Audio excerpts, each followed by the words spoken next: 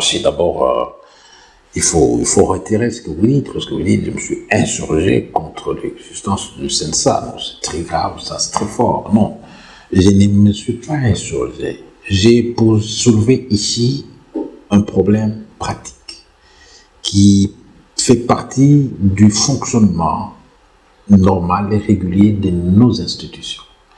Et ce problème pratique concerne un certain nombre d'instances, d'organes et autres structures qui ont été créées dans tel ou tel autre contexte. Et parmi ces structures, il y a le CENSA, créé dans un contexte particulier, accord de la Saint-Sylvestre. Et dans le cadre de cet accord, on dit qu'il faut suivre et assurer sa mise en œuvre. Et c'est comme ça qu'on crée le CENSA. Même ça aussi, l'accord a prévu le CENSA, mais le CENSA tel qu'il existe aujourd'hui n'est pas celui qui devait être créé dans le cadre de l'accord. Ça, c'est un monstre issu d'une liaison incestueuse au Palais du Peuple, là-bas, où il y a eu signature d'un accord falsifié, des arrangements particuliers montés de toutes pièces. Et c'est cela qui a engendré ce CENSA. Parce qu'il fallait que le groupe issu de la dissension au sein du rassemblement puisse présenter un candidat Premier ministre. Et pour donner un corps, pour donner une forme à cela, c'est comme ça qu'il a été dit qu'il fallait créer un CENSA.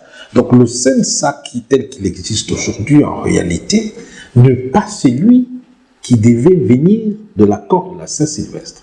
Donc ça, il s'agit ici, nous sommes dans un autre contexte. Et ce que nous avons, ce n'est pas le CENSA. Nous avons un organe qui est là, qui constitue un trouble à l'ordre institutionnel de notre pays.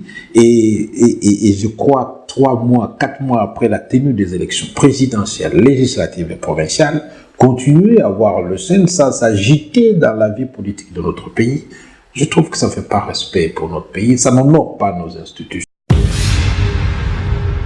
Avant, je ne suis pas là pour porter un jugement sur les actes posés par le CENSA. Mon intervention porte sur l'opportunité de l'existence du CENSA aujourd'hui. Peu importe ce qu'il a fait, qu'il a pu faire, et ou qu'il n'a pas pu faire, ça, c'est pas mon souci. Mon souci aujourd'hui, c'est est-ce que le retour à l'ordre institutionnel, normal, régulier, plaide-t-il encore pour l'existence du CENSA? Je pense que c'est non. Parce que aujourd'hui, nous sommes rentrés là. Et là, le CENSA n'est repris ni à l'article 1er, ni au dernier article. Écoutez, je m'exprime ici comme législateur et comme citoyen. Et mon obligation à moi, mon devoir à moi, mais en même temps c'est mon droit, c'est de soulever ces genres de questions qui concernent le fonctionnement de nos institutions, mais aussi qui concernent la vie de notre pays. Quand vous parcourez l'article 69 de notre Constitution, il est dit ceci. Le président de la République assure par son arbitrage le fonctionnement régulier des pouvoirs publics et des institutions, ainsi que la continuité de l'État. Fin de citation. Ça, c'est titre que je lui ai demandé de se pencher sur cette question. Je ne l'ai pas obligé. Il est libre. Mais s'il estime que le CENSA a sa raison d'être, il n'a qu'à me dire quelles sont ses raisons.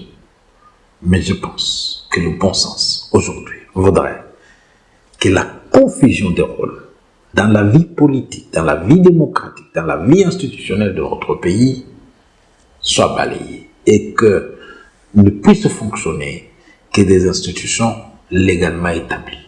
Je ne dis pas que le CENSA ne l'est pas, mais je pense aujourd'hui que l'ordonnance qu'il a créée peut aujourd'hui être abrogée. Et il n'y a que le président de la République, sur pied de l'article 69, qui en a le pouvoir et la prérogative.